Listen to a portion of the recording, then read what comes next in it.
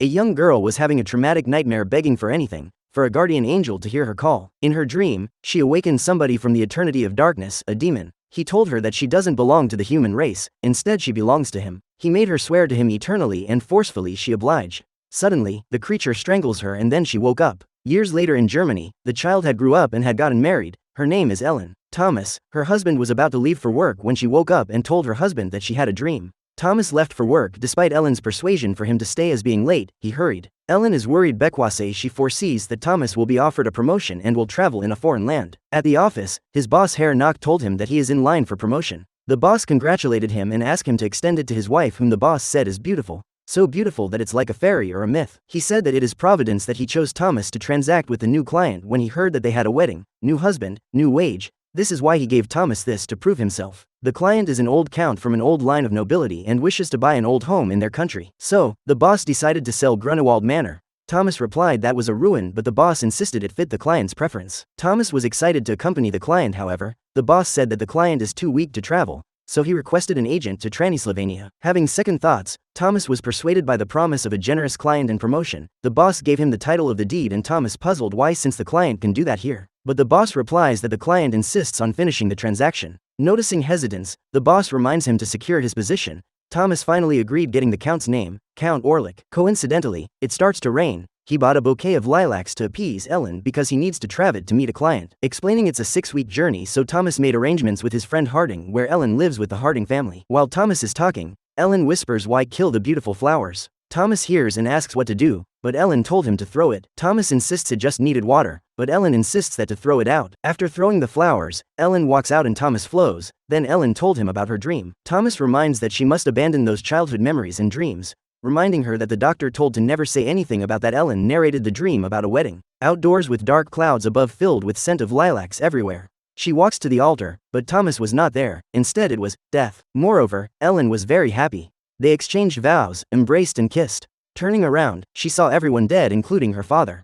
The stench of the bodies was horrible, but all she felt is happiness. Hugging her, Thomas says to never say anything about these foolish dreams to anyone, assuring that everything is well. Ellen replies that these dreams signify something bad is about to happen. Promising a house and maidservant, Thomas tries to persuade her, but Ellen says she did not want that. Both unmoved, they were welcomed by the Harding couple, Friedrich and Anna. Thomas and Friedrich reminisce as Thomas reiterates he will pay back his debt and conflicts with Ellen. Friedrich replies assuring him the time came for the daughters to sleep, so they were interrupted as the girls wanted their dad. When Ellen and Thomas were alone, they spent the night with pleasure. While Thomas slept, Ellen cut strands of her hair and put it in a locket. In another place, a naked man is sitting on the floor surrounded by candles. He was chanting a writing on his arm while holding a framed drawn map, saying time is near for him to deliver it to his lord. Before Thomas leaves in the morning, Ellen hands him the locket. Traveling to Transylvania, Thomas stops in a lodging inn at night. Greeted by an employee, he hands his horse's harness. He was greeted by gypsies in the street.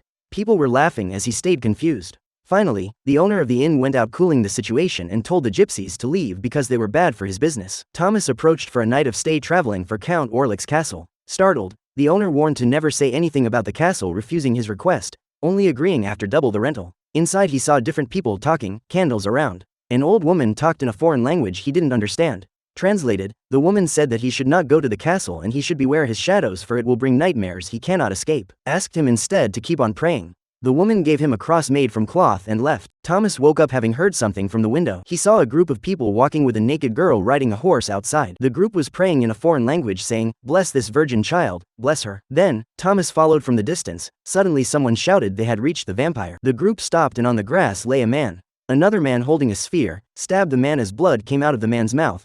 Thomas simultaneously shouted for the man to stop. The man turned and locked eyes with Thomas. Then Thomas woke up with no people around and no horse. He can only continue traveling barefoot, but night falls as he was walking. Speeding his way was a carriage, forcing him to close his eyes. Magically, when he opened his eyes there was only a horseless wagon. The wagon magically opens by itself and Thomas went inside, soon reaching the castle with the magical wagon. Entering the gate, he saw a man waiting afar. The man started walking and Thomas followed as the gate closed behind him. While walking, Orlok mentions it was late past midnight, so his servants had slept. Thomas fell behind as Orlok sat by the table. Orlok told him to leave his belongings, just bringing the deed and have a sit. Thomas asked if he wished to do it in the morning, but Orlok only tells to do as instructed and to use Lord as honorifics as befitting of his noble status. When Thomas was seated, his heart beat so fast for the place is eerily silent and the voice of Orlok differs eerily from a normal person. Further, the fact that he can't see Orlok's face because the place is too dark makes him very nervous. The only source of light is from a fireplace. Orlok gives him a glass ordering him to drink. Thomas started a conversation saying that he believes he saw a group of gypsies dig out a dead body. Orlok replies it was their ritual. Thomas further asks about the ritual. Orlok shouts he should not think about those morbid fairy tales, informing Thomas that he is looking forward retiring in a place which doesn't believe such fairy tales. He instructed Thomas to eat. Thomas, who's now trembling in fear, accidentally cuts his hand while cutting his bread. Orlok fixates on it, then finally tells him to come by the fire as his face shows he is unwell. Taking a look, he sees a humanoid being in a mask slightly moving, so he turned only to see another humanoid standing in arm-length distance. Even though the weather is cold, Thomas is perspiring because of fear on the verge of crying. Back in their country, Ellen, Anna and her daughters were taking a walk with a nanny. Ellen asked Anna if she sometimes feels that she is like a doll that is controlled by somebody or something. Anna replies that there are times that we are out of our minds or cannot control everything, however it is fine. In the castle, Thomas opens his eyes having slept on the floor. He stands up walking through a door, then saw a room and entered. He focuses a mirror on his chest, noticing his skin turning black. He went outside the room and hurried along the aisle looking for Orlok. When he reached the farthest door, he sees it inviting being slightly open. Inside, Orlok is waiting for him to sign as the solicitor. The deed is in another language and Orlok explains it is his ancestor's language, telling him to affix his signature. Orlok notices and asks to see his locket, so Thomas hands it. Orlok smelled it and whispers, "Lilac." Thomas signed the deed with trembling hands. Orlok says since the covenant was signed, he should take a rest, but Thomas replies he wishes to travel immediately. Orlok contradicts him for him to take a rest, but Thomas explains he is experiencing nightmares. Orlok left Thomas stressing for him to stay and rest. As Orlok leaves, Thomas remembers Orlok didn't return his locket and so he shouted for his locket. Then he wakes up and looks at his chest only to see a bite mark. He ran outside frantic for an exit. When he tried to get out of the gate, it was locked. Still searching, he finds a door leading to a staircase downstairs, where he finds a coffin. Opening it to find a monstrous Count Orlok. Frightened, he tried to leave, but an axe nearby emboldened him. Thomas walked back with the axe swinging to Orlok, but it grabbed his hand. Thomas ran and was able to lock the door. Orlok spells unintelligible words holding the locket and whispers as if talking to Ellen, telling Ellen as his. At the same time, at Harding's home, Ellen is sleepwalking outside. At the castle, Thomas was sitting on the floor, his back leaning on the door, when suddenly he saw a shadow of someone forcing him to move. The shadow raised its hand controlling Thomas to open the door, revealing Orlok and his dog. Thomas trembled in fear, then suddenly Orlok strangled him to pass out. Orlok drinks his blood through the bite in his chest. Friedrich had called Dr. Wilhelm Sievers to check on Ellen. He said for mild cases of sleepwalking, it is from congestion of too much blood. The doctor said that perhaps Ellen was oppressed in an odd position before,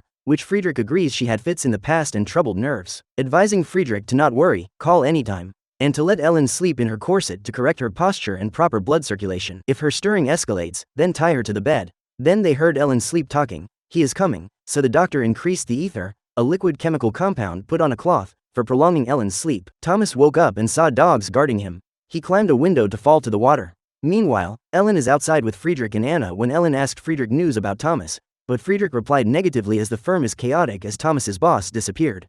Ellen expressed her dislike for Thomas' boss, wanting to go confront at the firm, but she cannot leave because of Friedrich, so he assures there will be people searching for Herr Nock. Nearing sunset, Ellen begs for a few minutes outside. Nearby, Anna reminds that Ellen is not at fault for her condition as he agrees, only feeling tired of being at Ellen's whims. Sweetly, the couple was about to kiss but Ellen screamed laying down. In a hospital nearby, a new patient had arrived and the attendant informed the doctor they need to put him in the old cell. The doctor replies forbidding using the old cell. The attendant insists, asserting the patient was hysterical having found him in the market, killing 3 sheep and eating them raw. When the doctor saw the patient, he recognized him as Herr Nock. He asks for his name but the patient replied he is no one. He is just his servant, continuously chanting Providence. The doctor asked about the animals and Herr Nock replied they were gifts from his lord. The patient, petting a live dove in his hand, stood up saying the dove is pretty and his lordship loves pretty things. When asked about the lordship, the patient said that the lordship is infinity, then he choked the dove and ate it. Dr. Siver asked why he did it while walking to the patient. The patient replies that he did it for his lordship.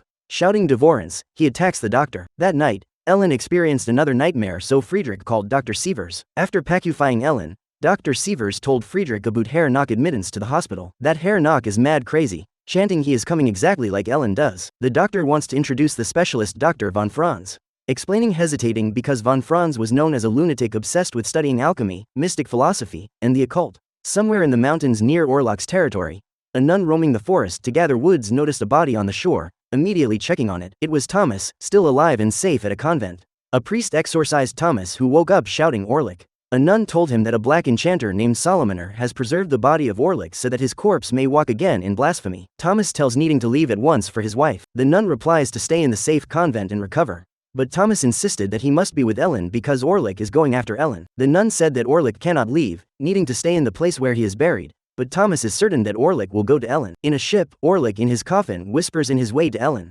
Orlok asked for a storm so he can be with Ellen soon. The seafarers are without knowledge of their cargo. Back in the hospital, Herr Knock was tied in a chair so that he cannot harm himself and other people. He keeps on shouting Providence. Dr. Seaver knocks on a door, is shortly turned away, but barges in anyways. As he and Friedrich enter, they saw Katz and von Franz experimenting on something. Von Franz remained seated, not recognizing his former student. Dr. Seaver whispered a phrase in a foreign language to von Franz and von Franz replied. Suddenly von Franz recognizes Dr. Seaver getting him into an embrace, telling him there is something here in Wisberg that brought him here all these years. Dr. Seaver hesitates but tells von Franza about Ellen. In the convent, Thomas left riding a horse unmoved by reason. Unfortunately, several seafarers became sick believing it's a plague. After a seafarer passed away, the captain instructed to quarantine the sick. One seafarer shouted it's the devil's doing, and their cargo is cursed. Then that seafarer vomited blood. But at the Hardings' residence, Friedrich arrived with Dr. Seaver and Professor von Franz. Upon seeing Ellen, von Franz instructed them to untie her. The caregiver responded it is the only way to prevent Ellen from thrashing the room. But he insists on untying her. Ellen is awake inquiring. Dr. Seaver informed von Franz that he administered ether to Ellen for her to rest and relax. But von Franz contradicted, replying that she should not be clouded. He asks Dr. Seaver and Friedrich to leave, wanting to immediately consult Ellen. Ellen narrated it starting from childhood, wandering in dreams. During these times, she knows Christmas gifts beforehand, knows when her mother dies. After that, her father became aloof and her touch seems to bother him. Dreams and epilepsies became worse as she grew older. Then one day, her father found her naked in her room, so he wanted to send her to an institution. Since then she increasingly became lonely. The time she met Thomas, her days became better. Nightmares were gone for a while, but it came back again and darker. Ellen asked if the devil comes from within us or from beyond. Ellen's trance started. Dr. Seaver told von Franz that he bled her so her blood circulation will be better because she has too much blood, evidenced by her menstruation. Too much blood is bled.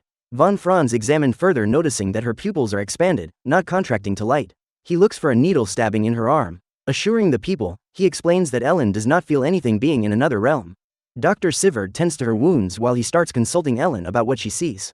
Ellen answered a long night, a specter of death. He spread his shadow and he is coming.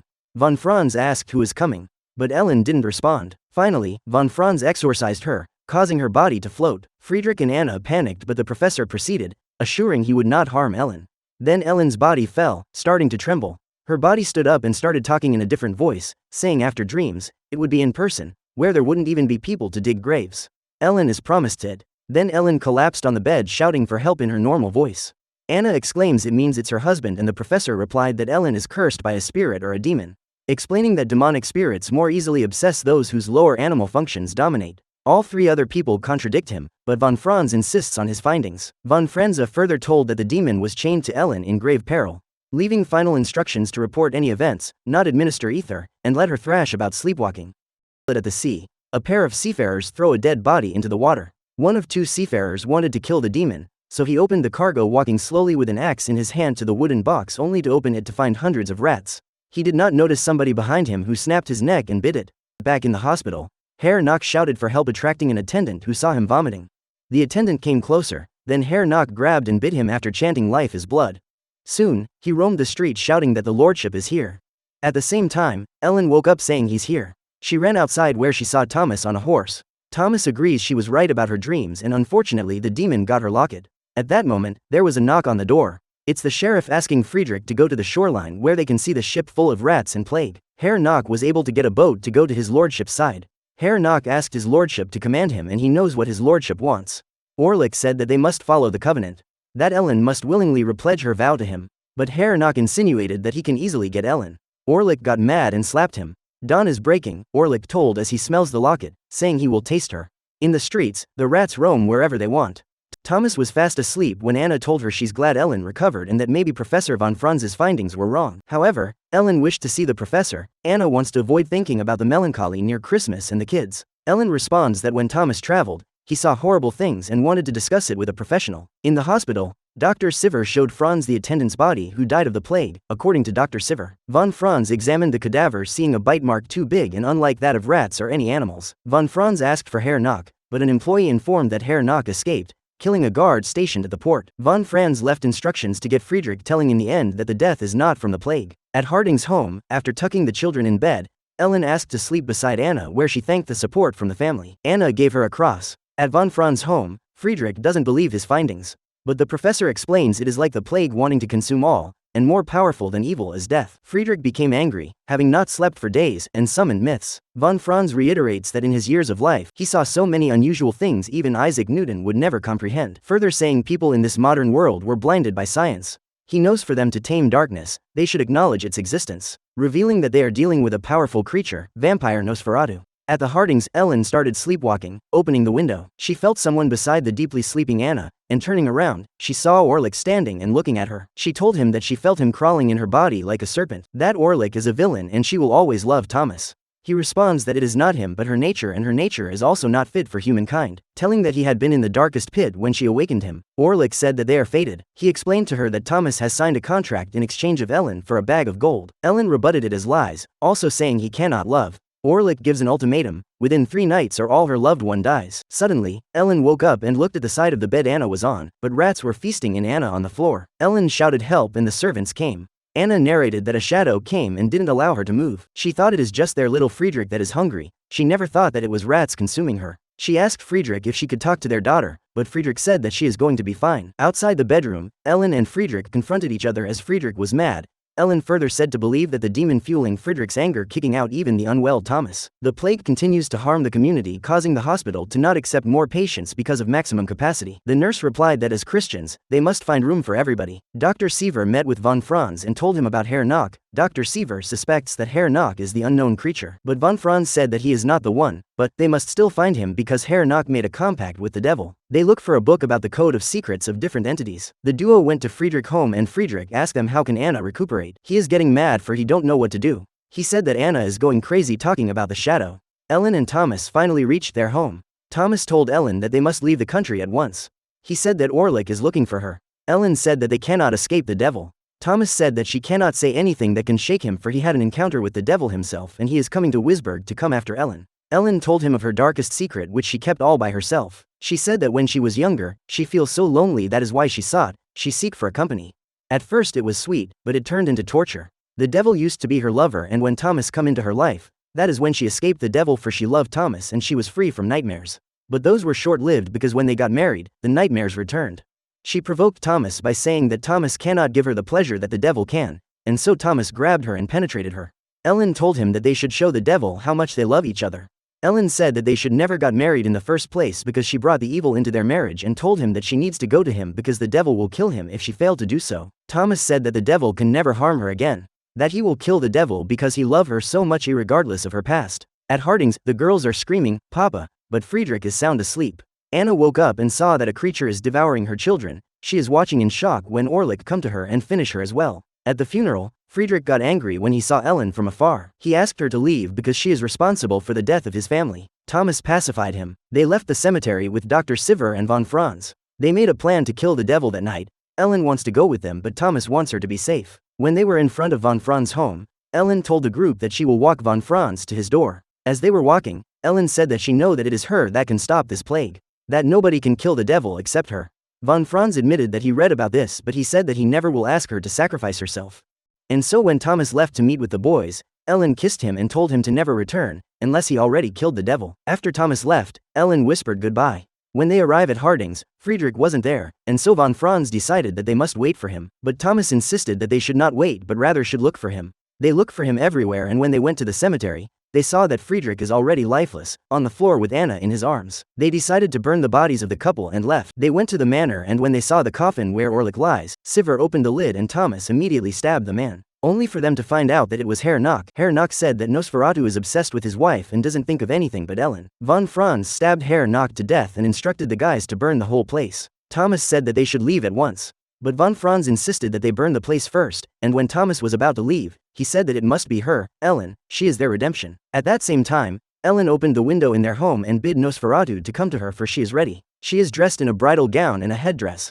Nosferatu slowly walked to the stairs and opened the door to the bedroom. As he opened the door, Ellen was there waiting for his arrival. Nosferatu asked if he was willing to be with him and Ellen answered, "I do." Nosferatu said that the covenant is now complete. Ellen initiated for them to make love and Nosferatu obliged. Nosferatu drinks her blood, but Ellen asks for more. Nosferatu keeps on obliging, not mindful of the time. When they heard the first cock crow, Ellen smiled, and at that moment Nosferatu knew what will happen next. Ellen used her last strength to sit and grab Nosferatu's face so that he could not escape. That same time, Thomas is running on his way home. When he arrives, Nosferatu is already dead, but on her last breath, Ellen saw him holding her hand.